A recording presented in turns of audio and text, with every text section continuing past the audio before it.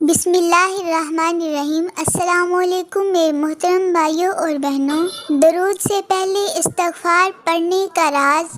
ایک مرتبہ بنوری ٹاؤن میں حضرت مولانا یوسف بنوری رحمۃ اللہ علیہ اور حضرت مولانا شاہ عبد الغنی صاحب اور مولانا ابرار الحق صاحب موجود تھے۔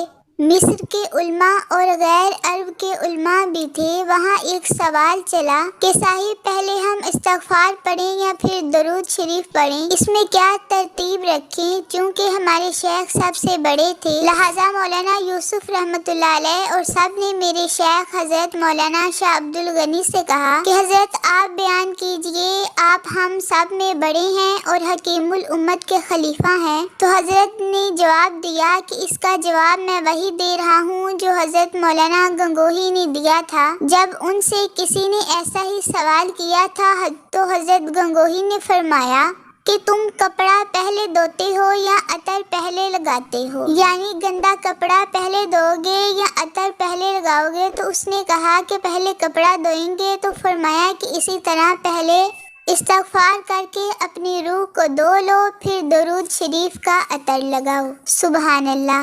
میرے محترم بھائیوں اور بہنوں، آپ لوگوں سے گزارش ہے کہ برائے مہربانی چینل کو سبسکرائب کر دیں، جزاک اللہ۔ اچھی موت کی نشانی۔ رسول اللہ صلی اللہ علیہ وآلہ وسلم نے فرمایا کہ موت کا ایک دم آنا افسوس کے لائق ہے کہ مرنے والا نہ کچھ کہہ سکے اور نہ کر سکے۔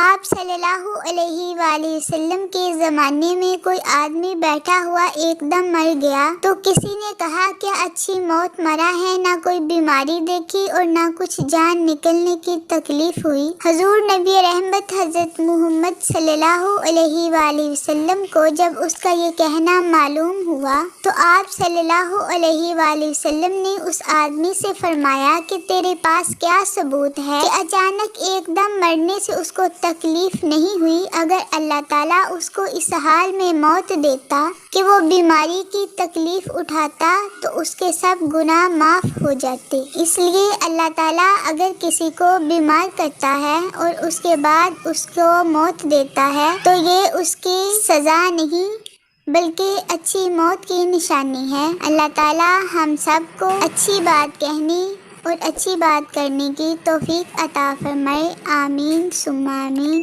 اللہ حافظ۔